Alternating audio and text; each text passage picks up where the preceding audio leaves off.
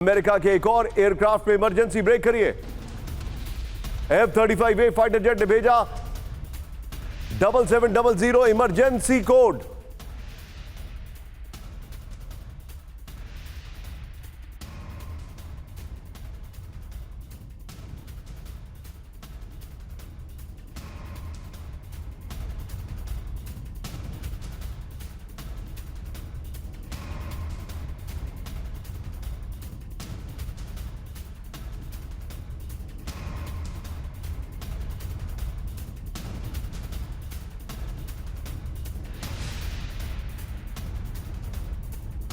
Iran ने दागी antiship मिसाइलें ब्रेक करी। इस वक्त की बड़ी खबर, बंदर एजाज से लॉन्च की क्रूज मिसाइलें, दोनों ब्रेकिंग दोनों शॉट,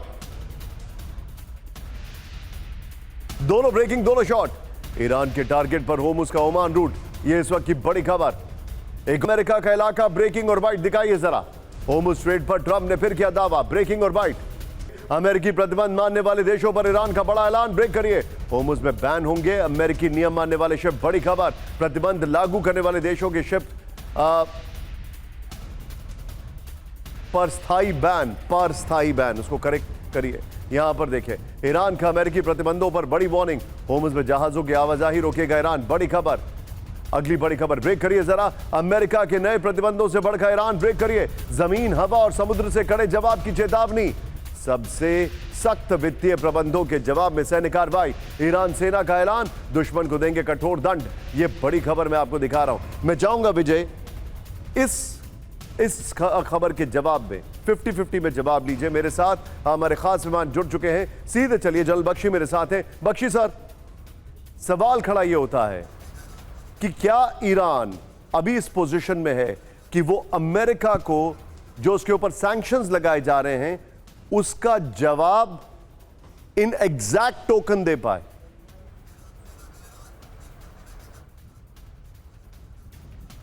एग्जैक्ट टोकन से मैं समझता हूं आपका अभिप्राय है कि वो मिलिट्री एक्शंस, काउंटर एक्शंस कर पाए जिससे अमेरिका को नुकसान हो। देखिए, अगर वो ये वॉर एक्सटेंड होती है तो अमेरिका को ऑटोमेटिकली नुकसान हो रहा है, क्योंकि दुनिया की इकोनॉमी तबाही की ओर जा रही है। ओवर द क्लिफ हॉर्मुज बंद है और बाबल मंदेब स्ट्रेट भी बंद है। वहां पे बात हो रही है कि सुएज कैनाल के ऊपर भी फायर किया जाएगा। ठीक है, इससे जो है दुनिया की इकोनॉमी चरमरा रही है। प्राइस ऑफ ऑयल जितना भी मैनिपुलेट कर लें डोनाल्ड ट्रंप मार्केट को, बढ़ती जा रही है और जो कुछ रिकवरी हुई थी वो खलास हो रही है। तो इसके चलते डोनाल्ड ट्रंप कब तक मेंटेन कर सकते हैं अपना ब्लॉकेड? बहरीन का पोर्ट खत्म हो गया, कतर का पोर्ट खत्म हो गया, यूएई वगैरह। सर, लेकिन आपको लगता है कि ये सैंक्शंस का ईरान तगड़ा जवाब देगा इस लड़ाई में? नहीं, वो जरूर नुकसान कर सकता है। मिसाइल्स फायर करेगा, अमेरिकन बेसिस पे फायर करेगा, इजराइल पे फायर कर सकता है, वो ग्राउंड एक्शन भी कर सकता है जिसकी वो तैयारी कर रहा है, लोकल हमले भी कर सकता है। ये भी मैं चेता दूं आपको। आप जो बता रहे हैं सर, ये एक्चुअली अलार्मिंग होगा। लेकिन एक बड़ी खबर आपको दर्शकों को बता दूं, आइए जरा। ईरान ने ट्रंप की नई पाबंदियों को बताया फेल, ब्रेक करिए। प्रतिबंधों से झुकाने का अमेरिका का सपना अधूरा, ब्रेकिंग, दोनों ब्रेकिंग दिखाइए। अमेरिकी प्रतिबंधों पर ईरानी विदेश मंत्री अरागची का दावा, यह देखिए। अमेरिका की मैक्सिमम प्रेशर नीति पहले ही फेल है, नई आर्थिक पाबंदियां भी पूरी तरह होंगी नाकाम। यह बड़ी खबर मैं आपको दिखा रहा हूं। आइए जरा, अमेरिका की नई आर्थिक कार्रवाई फेल। आइए बिग वॉल पर दिखाइए और विजय पहले वाली ब्रेकिंग और शॉट दिखाते रहिएगा। यह अरागची ने कहा है, नए अमेरिकी प्रतिबंधों का ईरानी विदेश मंत्री ने मजाक उड़ाया, बड़ी खबर। यह देखिए फिर क्या कहा उन्होंने। ईरान पर सबसे कड़ी पाबंदी का अमेरिका अमेरिकी दावा पहले भी हुआ है फेल। ये देखिए, अमेरिका की मैक्सिमम प्रेशर नीति भी ईरान को झुका नहीं सकी है। ईरान पर बिना शर्त सरेंडर की मांग भी बेअसर रही है। अगली बड़ी खबर, आइए जरा ब्रेक करिए। इस वक्त की बड़ी खबर, तेल निर्यात ठप होने से ईरान को आर्थिक तबाही। ये देखिए जरा,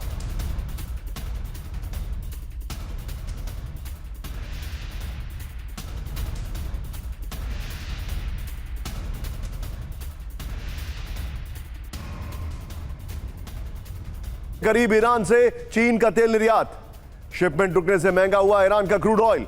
दूसरा विकल्प तलाश रही है चीन की तेल कंपनियां। रॉयटर्स का बड़ा दावा, इस वक्त की बड़ी खबर।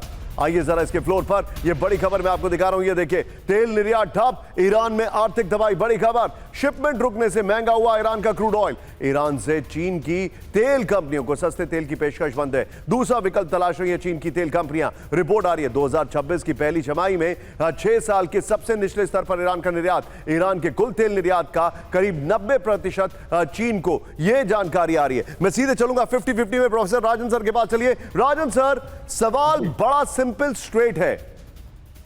क्या यह युद्ध चाइना और रशिया को नुकसान पहुंचाने के लिए किया जा रहा है? खासकर चाइना, पहले वेनेजुएला हुआ और अब यह हो रहा है, और यह सैंक्शंस भी चाइना को हिट करने के लिए ज्यादा है।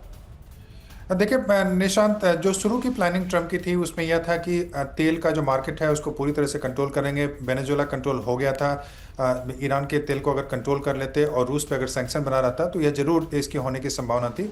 लेकिन चूंकि पूरी स्ट्रैटेजी अमेरिका की जो है वो फेल कर गई है, कोई भी कंट्रोल नहीं कर पा रहा है, वैसे में इनको अमेरिका को उल्टा नुकसान हो रहा है। वहाँ पे आप देख रहे हैं तेल का दाम बढ़ता जा रहा है, इन्फ्लेशन $4 पर उनका गैलन जो है उस हिसाब से वहाँ तक रेट चला गया है। तो वैसे में नुकसान मुझे लगता है अमेरिका को ज़्यादा हो रहा है।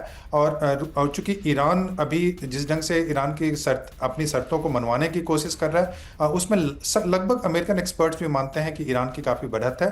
भले ही विक्ट्री किसी की नहीं हो इसमें, लेकिन बढ़त ईरान का काफ़ी ज़्यादा है। तो वैसे में यह कहना कि चीन का काफ़ी नुकसान हो रहा है। अभी देखिए, तेल का मार्केट पूरी तरह से बंद नहीं है, और जो शैडो फ्लीट्स हैं वह भी अवेलेबल है, मैं बता दूं। और ईरानियन तेल भी दूसरे रास्ते से शैडो फ्लीट के माध्यम से अंतर्राष्ट्रीय मार्केट में अवेलेबल है। साउथ चाइना सी में और साउथ ईस्ट एशिया के देशों के आसपास बहुत सारे शिप्स हैं जहां पे ईरानियन ऑयल बिक रहे हैं। उसका रास्ता क्या है वह कहना जरा मुश्किल है, लेकिन वैसे में मुझे लगता है कि जो स्ट्रेटजी थी कि अमेरिका चीन को नुकसान पहुंचाएगा या रूस को कंटेन करेगा, ऐसा तो बिल्कुल भी होता दिख नहीं